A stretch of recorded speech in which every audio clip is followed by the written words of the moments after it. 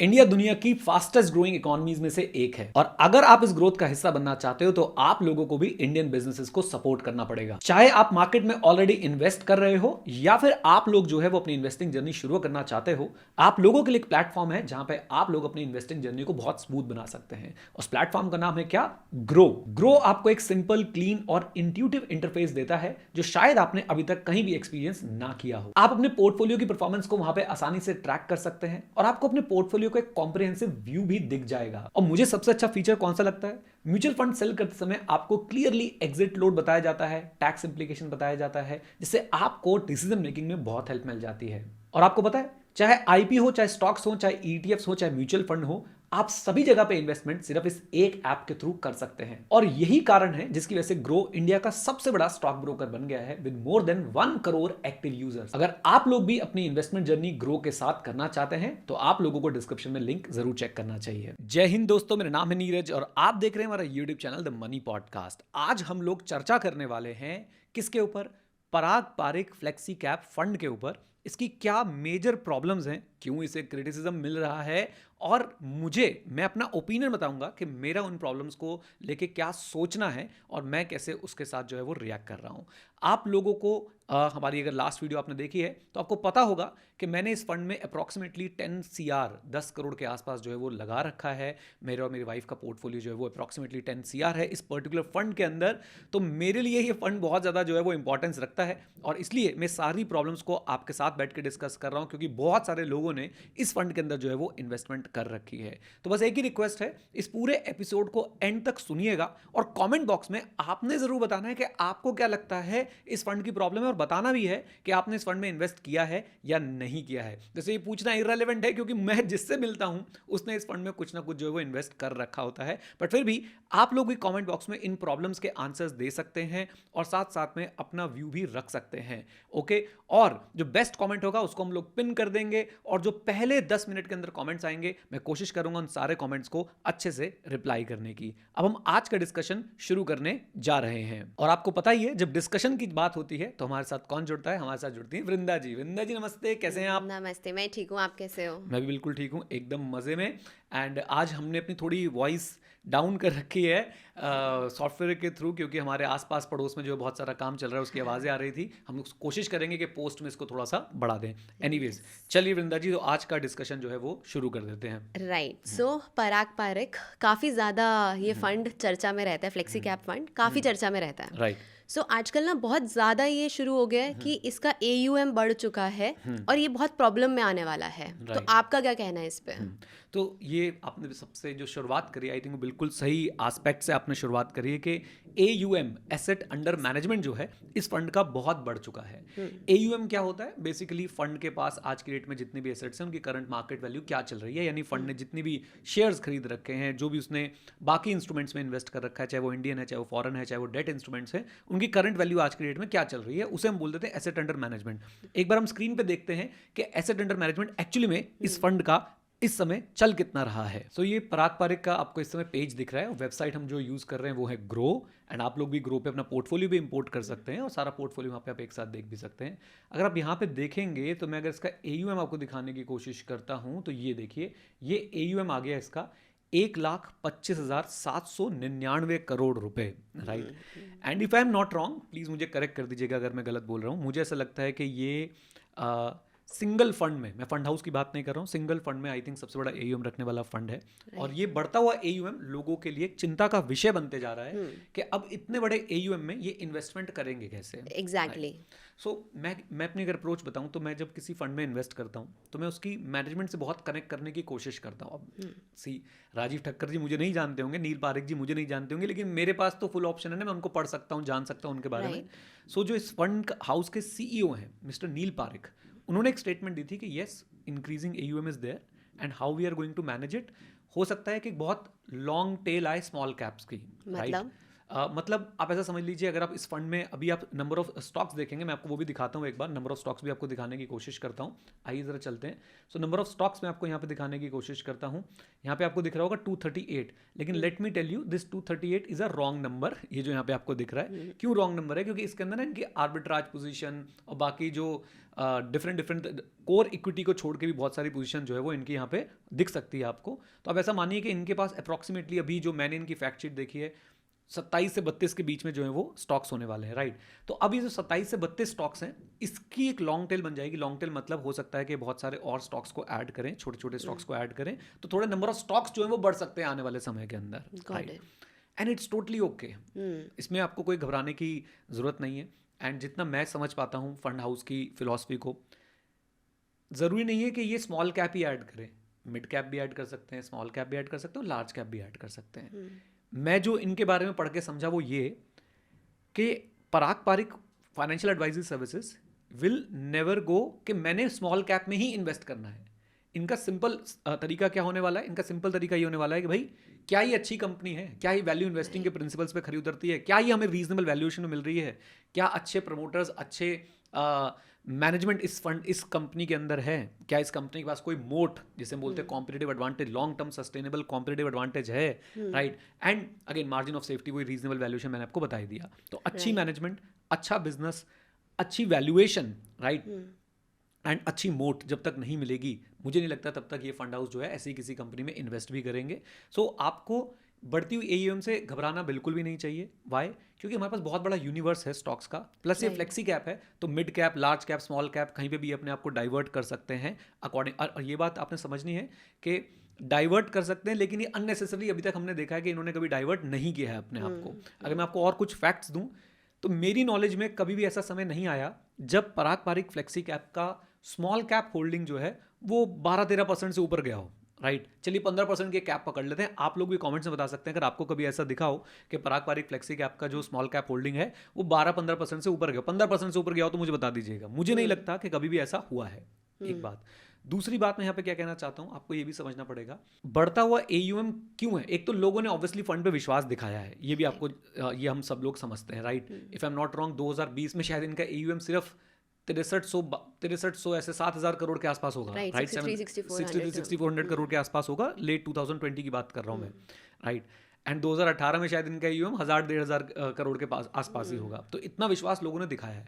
Plus आप ये भी समझिए कि मार्केट में ओवरऑल एक्सपेंशन भी तो हुआ है। जो स्मॉल कैप्स थे वो मिड कैप बन गए होंगे, जो मिड कैप थे उनमें से कहीं लार्ज कैप बन गए होंगे। ओवरऑल जो मार्केट कैप है कंपनीज की वो भी तो मुझे लगता है कि बड़ी है, तो उसकी वजह से भी AUM पे इम्पैक्ट आता है।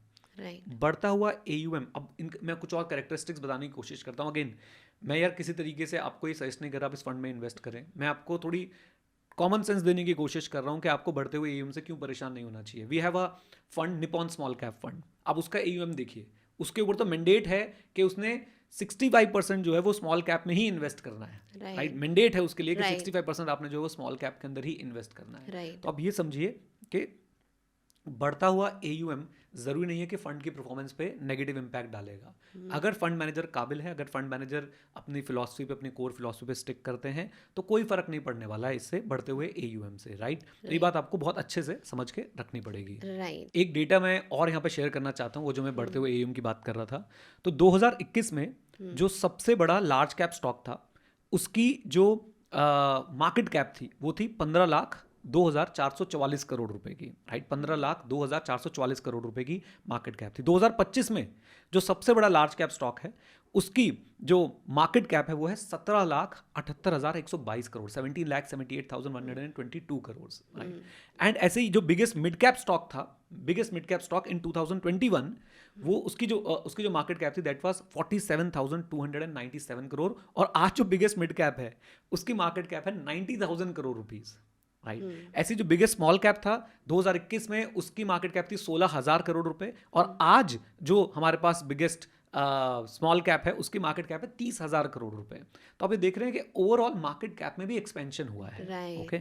सो हमें एज सच बढ़ते हुए AUM से और मतलब ऐसे डरना नहीं चाहिए। We have 100 large caps, right, जिनकी वैल्यूएशन, जिनकी मार्केट कैप बहुत बड़ी है, तो काफ़ी अच्छा स्पेस है। We have 150 mid caps again, जिनमें बहुत ज़्यादा भी जो है वो स्कोप बचा हुआ है, and we have then have small caps, right. तो एक लॉन्ग टेल मुझे लगता है आने वाले समय में दिखेगी, नंबर ऑफ स्टॉक्स थोड़े से बढ़ते हुए दिखेंगे, लेकिन what I believe that there is no compromise on the core philosophy of the fund, right?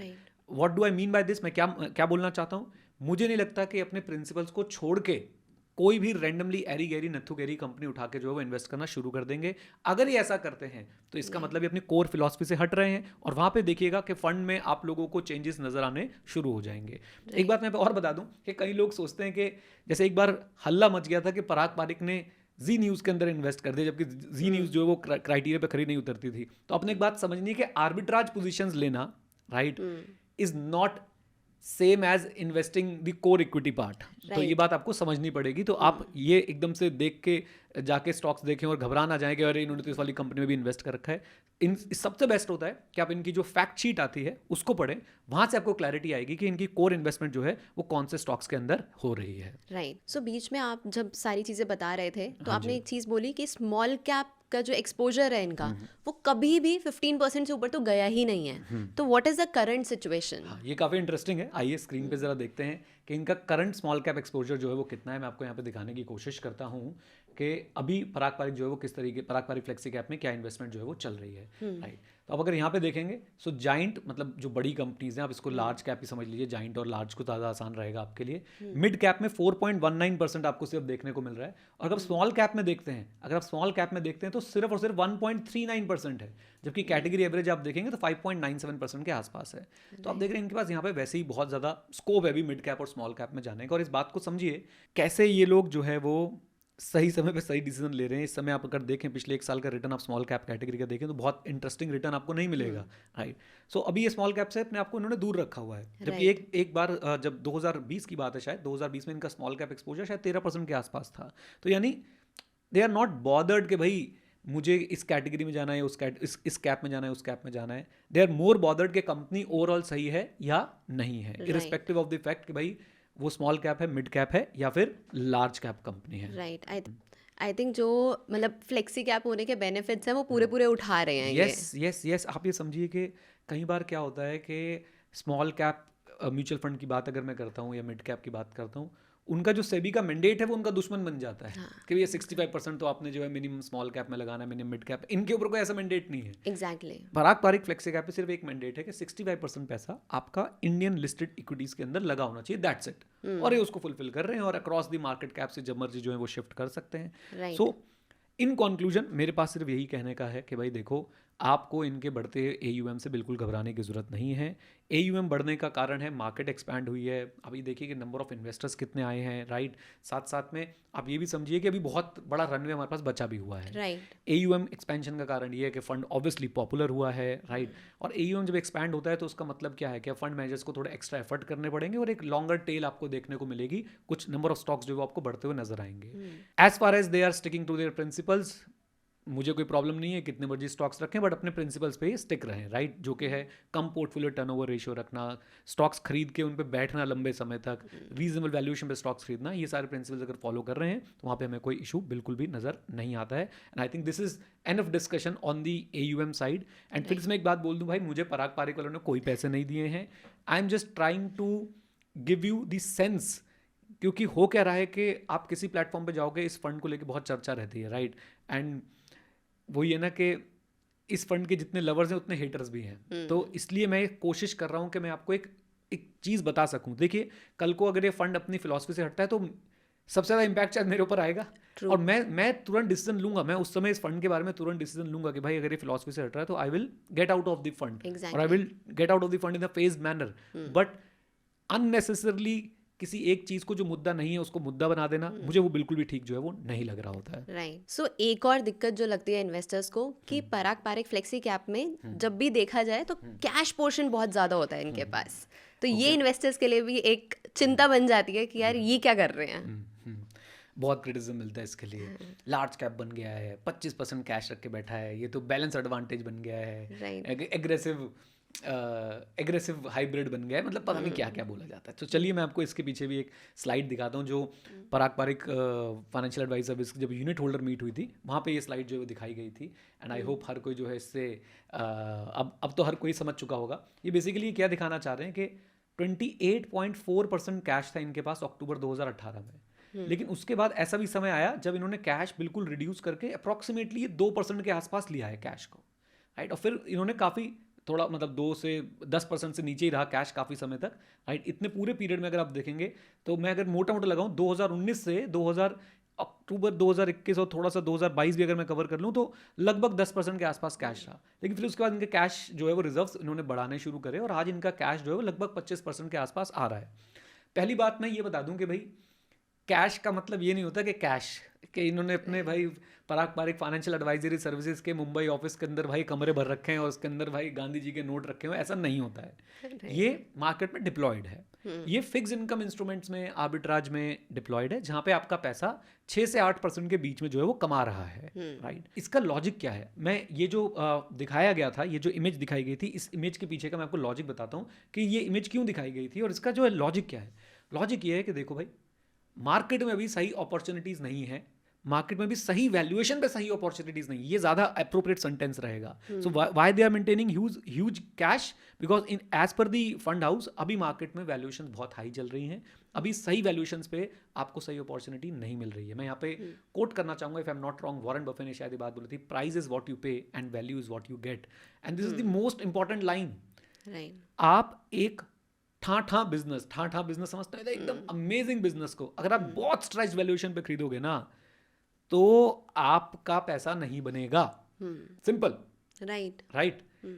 हो सकता है वो एकदम best of the best business हो, लेकिन अगर आपने उसे बहुत हाई वैल्यूएशन पे खरीदा है, एक बीच में बड़ा टर्म फेमस हुआ था बाप stocks, by at any price stocks, तो अब वो बाप स्टॉक्स वाला एक्सपेरिमेंट खत्म हो चुका है, राइट। वैल्यूएशन बहुत इंपॉर्टेंट है, बहुत ज़्यादा इंपॉर्टेंट है, और अगर सही वैल्यूएशन पे चीज़ें नहीं मिल रही है, पीयर प्रेशर में आके, फोमो में आके अगर आप इन्वेस्ट कर देंगे तो आपके साथ होगा क्या कि बहुत लंबे समय तक आपका वो जो स्टॉक है वो शायद आपको रिटर्न ना दे और आप और आपके इन्वेस्टर्स जो हैं वो बहुत ज़्यादा परेशान हो सकते हैं उसके चलते, राइट। सो कैश पोर्शन हमने देख लिया काफ़ी ज़्यादा है, और आपने ये भी बता दिया कि अभी ये लोग ज़्यादा इन्वेस्ट नहीं कर रहे हैं बिकॉज बहुत ज़्यादा स्ट्रेच्ड चीज़ें मतलब इन्हें दिख रही है कि नहीं अभी वैल्यूएशन जो है काफ़ी स्ट्रेच्ड है, राइट, अभी इन्वेस्ट नहीं करना है।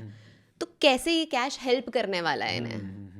सो पहला तो कैश ऐसे ही हेल्प करने वाला है जो मैंने आपको बोला कि whenever there will be reasonable valuation, they will reduce the cash portion to 2% and they will deploy huge amount of cash. आप सोचिए 1,25,000 करोड़ का 25%, इतना कैश है इनके पास। और जब ये मार्केट गिरेगी या मार्केट में क्रैश आएगा, जब राइट अपॉर्चुनिटी आएगी, या जरूरी नहीं है कि क्रैश आए तभी वैल्यूएशन सही होती है। मार्केट को ना हम लोग देखते हैं निफ्टी 50 को, निफ्टी नेक्स्ट 50 को, मिड कैप को, स्मॉल कैप को, हम लोग इंडेक्सेस को देखते हैं, but there are always few opportunities available, right, जहाँ पे आपको कम वैल्यूएशन पे कंपनीज मिल रही होती है, उन्हें इवैल्यूएट करने में समय लगता है। So whenever they will find a good opportunity, definitely they are going to invest, deploy that cash. तो एक तो इस तरीके से काम आएगा कि सही अपॉर्चुनिटी पकड़ने में हेल्प करेगा, राइट। दूसरी खास बात मैं आपको बताता हूँ, ये पता नहीं कितने लोग समझते हैं इस बात को, यानी मैं बहुत अच्छी तरह से समझता हूँ, मैंने इसको अपनी लाइफ में जिया हुआ है कि मैंने शायद पहले भी किसी एपिसोड में कोट किया था कि cash is not a gun powder, cash is a loaded gun.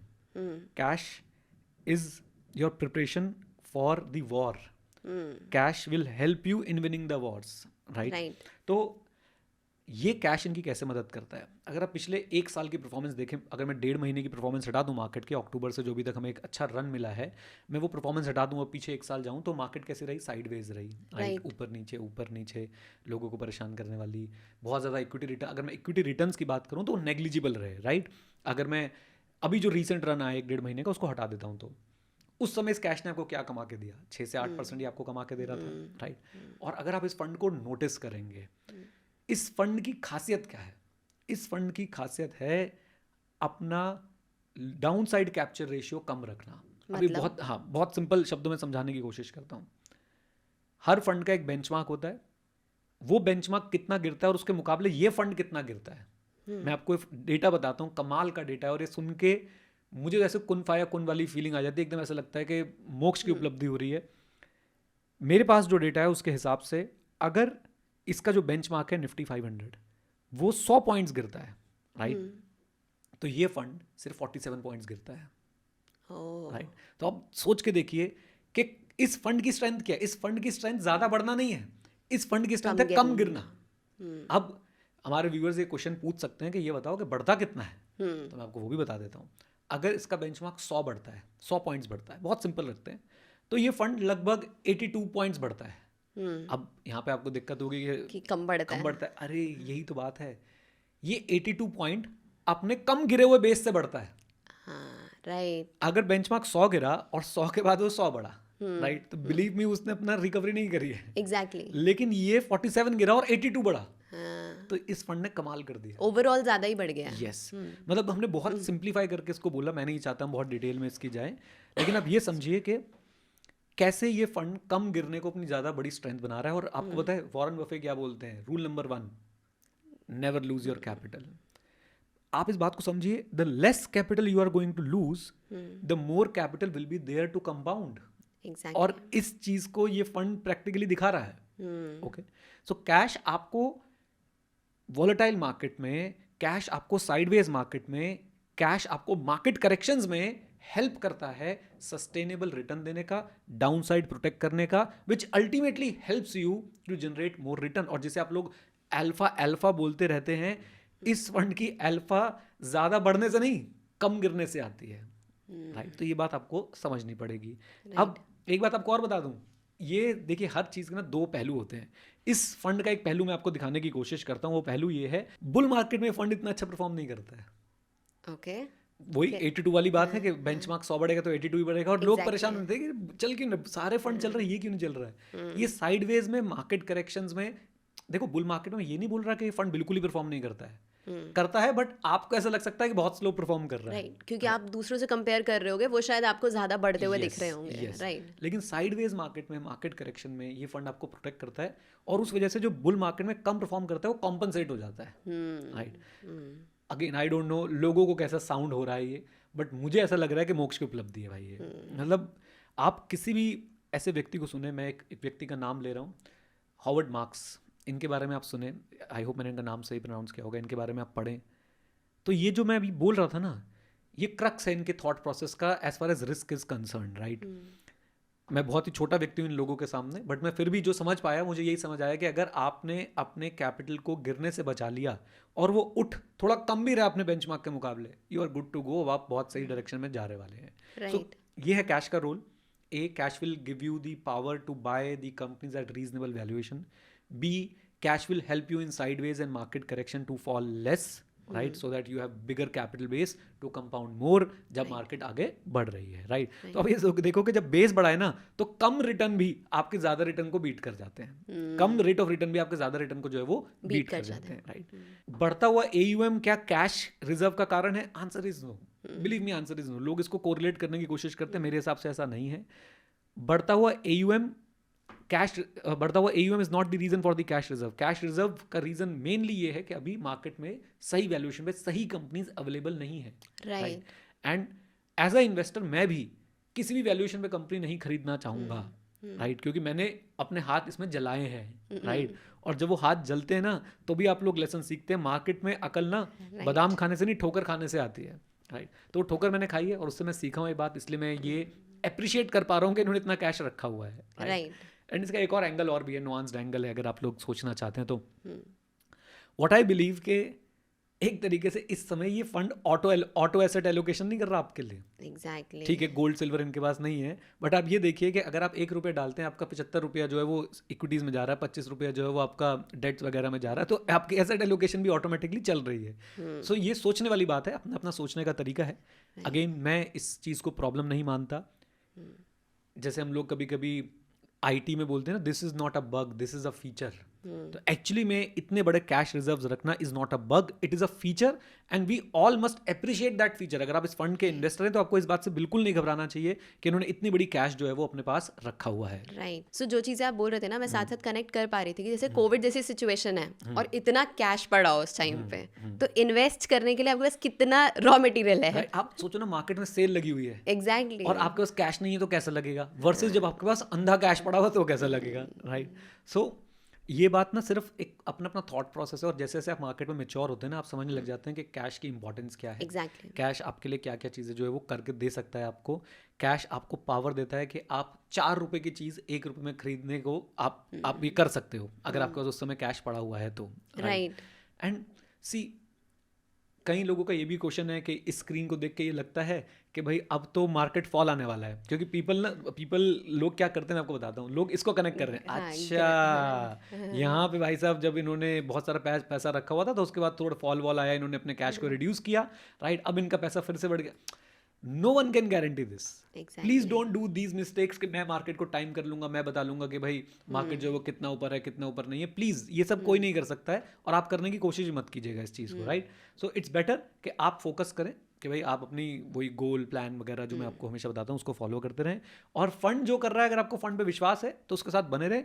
Definitely आप एनालाइज करें, सोचें समझें कि ऐसा वो क्यों कर रहा है, इसके बारे में पढ़ें, इसके लिए आप उनकी फैक्ट शीट पढ़ें, उनका जो कम्युनिकेशन चैनल है उसको ढंग से फॉलो करें, तो आपको बहुत ज़्यादा क्लैरिटी जो है वो रहने वाली है। राइट। एंड आपने बिल्कुल सही बोला कि कोविड के टाइम पे, अब आप सोचो कोविड के टाइम पे जिसके पास कैश नहीं था वो कैसे तड़प रहा होगा, एग्जैक्टली। लेकिन जिसके पास कैश था वो हंस रहा होगा कि ओके ठीक है, सेल लगी है, जाता हूँ अब खरीद के आता हूँ, बहुत सस्ते में बहुत अच्छी कंपनीज मिल जाएंगी। राइट। सो एक और परेशानी जो इन्वेस्टर्स को लगती है कि सबसे ज़्यादा ना ये बोला जाता है, मैंने भी इवन ट्विटर पे पढ़ा था ये, कि पराग पारिक फ्लेक्सी कैप में जो रिटर्न्स देखने को मिले थे हमें पास्ट में, वो सारे दिखे थे बिकॉज ऑफ यूएस इन्वेस्टमेंट्स, जो मतलब फॉरेन इन्वेस्टमेंट्स थी कि यूएस स्टॉक्स में इन लोगों ने बहुत इन्वेस्ट किया हुआ था।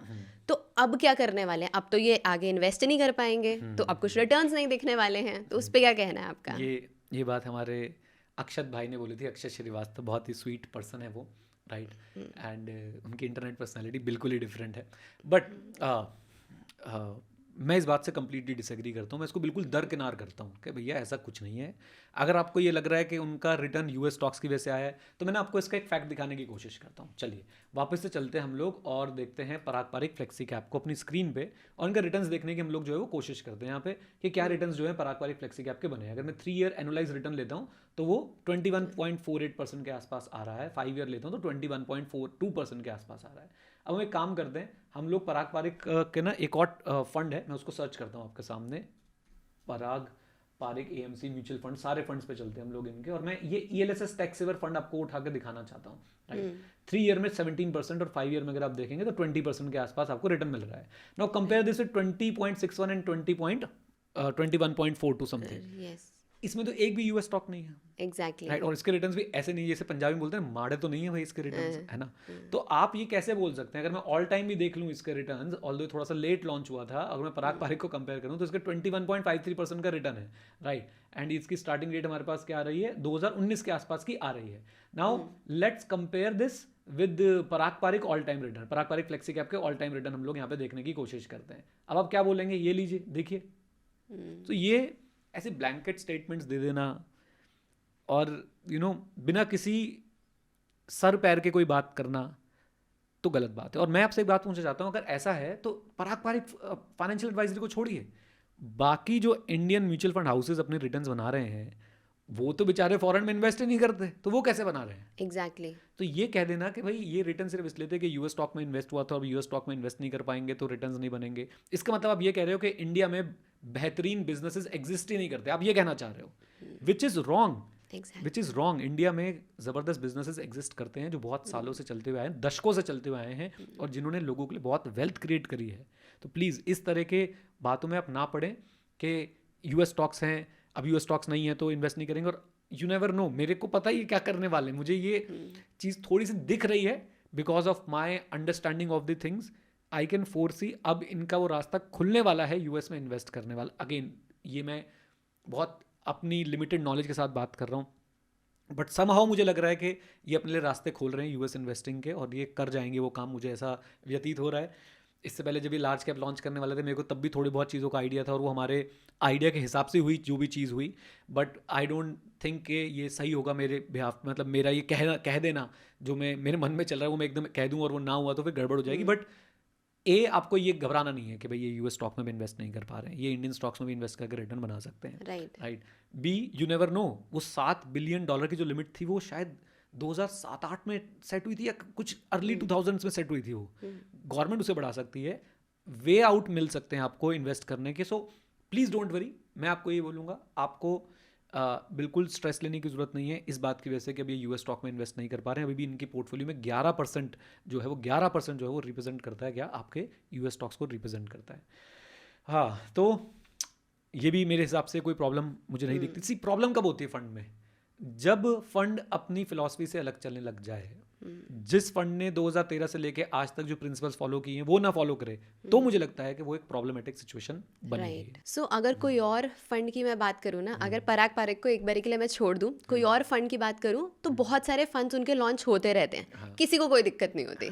बट अगर पराग पारेख सर्विसेज उनकी वेबसाइट पे कोई नया फंड आ जाए, तो वो ट्विटर, लिंक्डइन और कोई प्लेटफॉर्म नहीं बचता, हर जगह पे आपको देखने को मिल जाता है. और अब ये आ रहा है कि ये तो मल्टीपल प्रोडक्ट्स लॉन्च करे जा रहे हैं, गिफ्ट सिटी के प्रोडक्ट्स आ रहे हैं, लार्ज कैप फंड ला रहे हैं, तो ऐसा क्यों कर रहे हैं ये?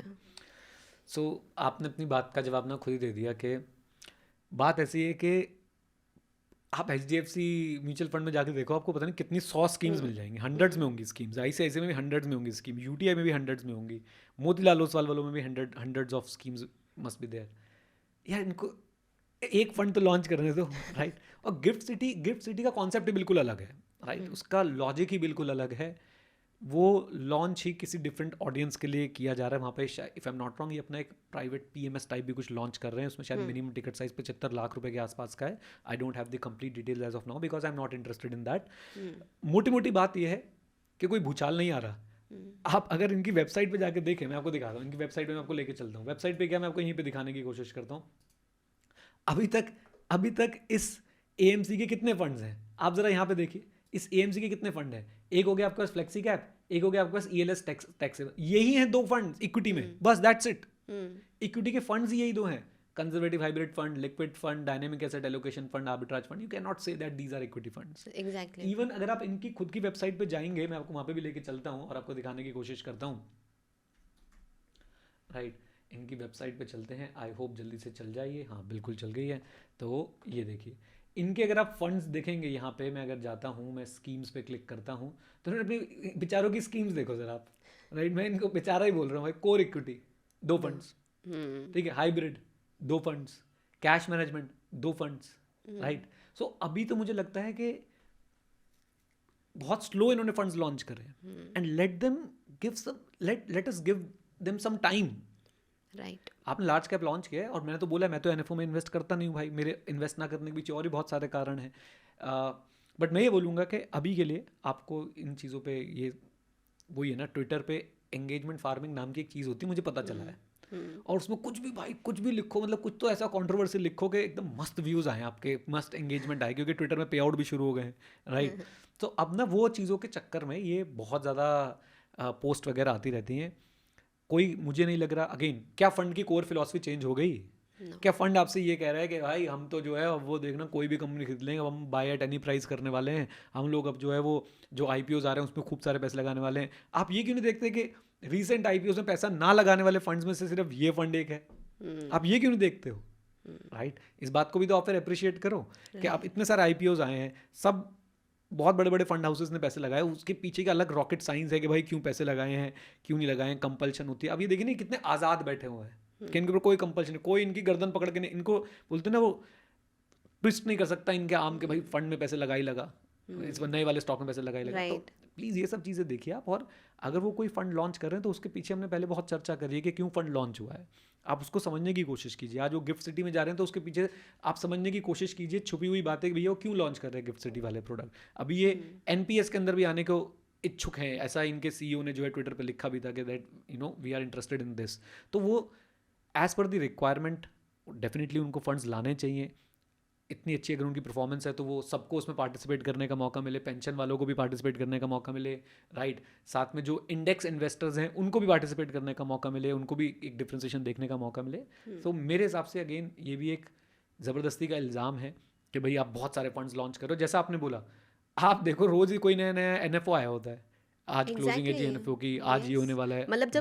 मतलब इन लोगों ने लॉन्च किया है उस टाइम भी कुछ ना कुछ आया होगा, बट किसी ने कोई बात नहीं करी. उस पर व्यूज़ नहीं आने ना, उस पर एंगेजमेंट नहीं आनी, उस पर गालियाँ नहीं पड़नी, उस पर एप्रिसिएशन नहीं मिलनी. तो ये ये बोलते हैं ना कि वो जैसे हेरा फेरी में थे, पैसों को, सब पैसों का चक्कर है बाबू भैया, तो ये सब आपका व्यूज़ का चक्कर है। मेरे ऊपर भी बात आएगी, आप भी तो पराग पारिक पे वीडियो बना रहे हो, राइट?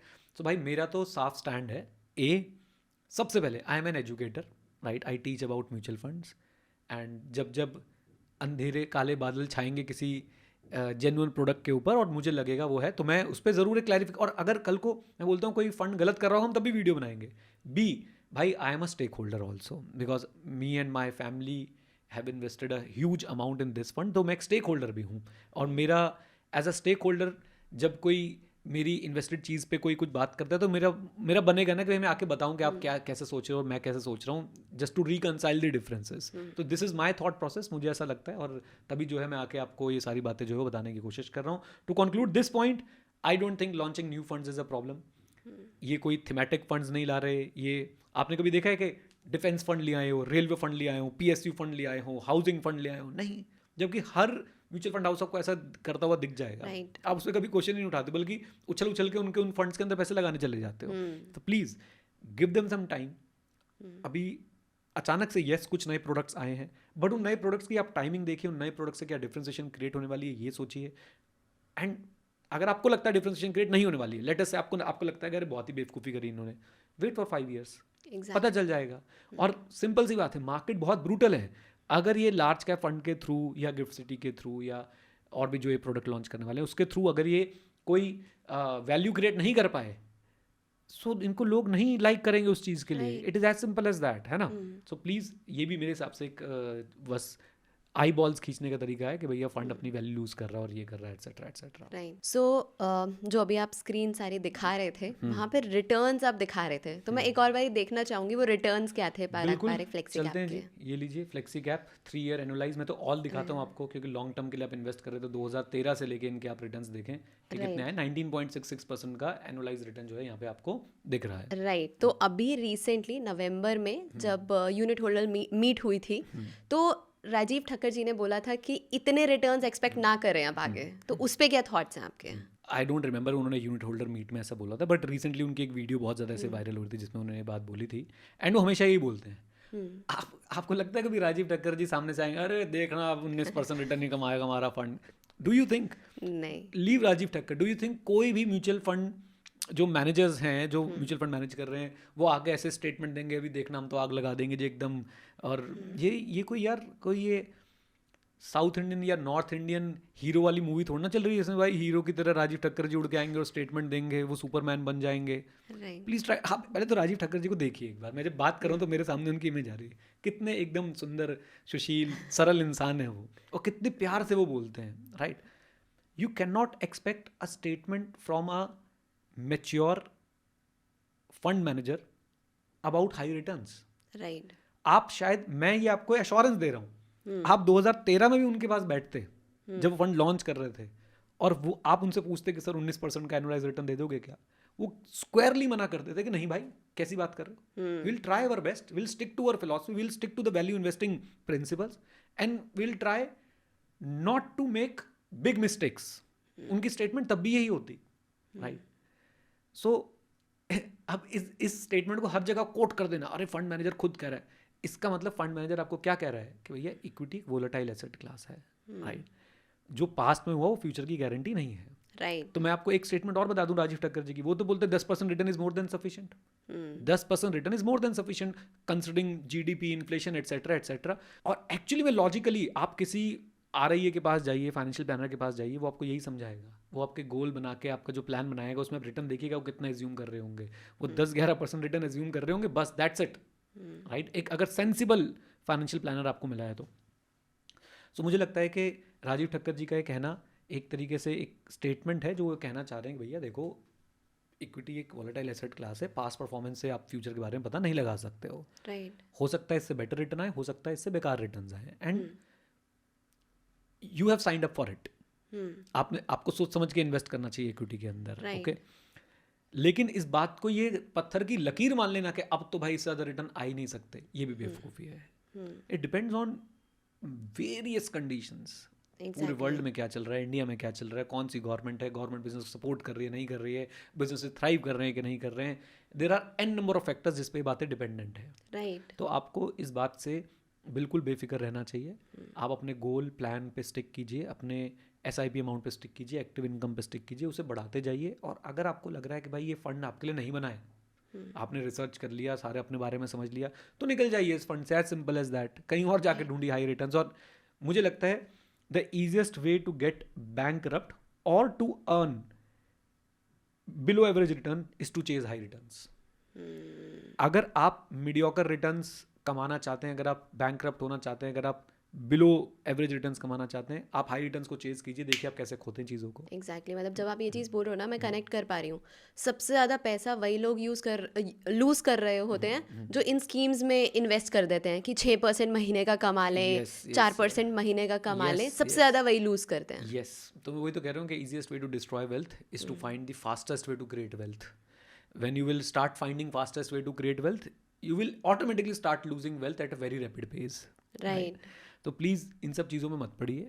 और कोई भी आप मुझे एक फंड मैनेजर की स्टेटमेंट बताइए जो ये बोल रहा हो कि मैं 20% का आपको रिटर्न कमा के दूंगा हर साल। एक fund manager, no mature fund manager will give this statement. Right. They can not give this statement. Why? Equity का अगेन फीचर है volatility, it's not a bug, right? What you can take away from this कि भाई हम आपको inflation beating return देते रहेंगे। Right कि अगर आपका फंड बेंचमार्क को बीट नहीं कर रहा है, अगर आपका फंड इन्फ्लेशन को बीट नहीं कर बेंचमार्क को बीट नहीं कर पा रहा है, वहीं गड़बड़ होगी। इन्फ्लेशन को बीट नहीं कर पा रहा है तो महागड़बड़ होगी, राइट? सो अगर आपका फंड बेंचमार्क को बीट नहीं कर पा रहा है, कंसिस्टेंटली बीट नहीं कर पा रहा है, यानी कि बेंचमार्क उससे ज़्यादा रिटर्न देता जा रहा है, तो आपको ज़रूर कंसिडर करना चाहिए फंड को चेंज करने का। बेंचमार्क 8% दे रहा है, आपका फंड 12% दे रहा है, तो बताओ क्या दिक्कत है 12% में? अगर ऐसा हो जाए कि बेंचमार्क ने 8% रिटर्न दिया है, 4 साल का एनुअलाइज रिटर्न 8% चल रहा है और आपका फंड आपको 12% दे रहा है, तो क्या बुराई है, राइट? Doing good. यस, तो आप अपने फंड के कंपैरिजन बेंचमार्क से कीजिए, अपने रिटर्न का कंपैरिजन अपने पड़ोसी के रिटर्न से करोगे तो हमेशा फोमो में पड़े रहोगे और हमेशा पैसा लूज करना आपको पड़ेगा अगर आप ऐसा करते रहेंगे, राइट? ओके, तो आई थिंक हमने काफ़ी सारी चीज़ें विंदा डिस्कस कर ली है। एंड आज का एपिसोड मुझे ऐसा लगा, मुझे बोल के बहुत अच्छा लगा आज इन मुद्दों पे, राइट? एंड बिलीव मी, ये पराग पारिक फ्लेक्सी कैप में मेरा ऑब्वियसली मैंने इन्वेस्ट कर रखा है, लेकिन मैं आपको कभी भी ऐसी सलाह नहीं दूंगा कि आप इन्वेस्ट करें। ये सिर्फ एक एजुकेशनल पर्पस के लिए हमारा डिस्कशन था, राइट? एंड मुझे कोई पैसे नहीं मिले, मैं फिर बोल रहा हूँ, I am not being paid for this video from Parag Parikh financial advisory services. It's just that community है, एजुकेशन है, साथ में मेरी इन्वेस्टमेंट है, तो मुझे लगता है कि मैं आऊँ और आप लोगों से बातचीत करूँ।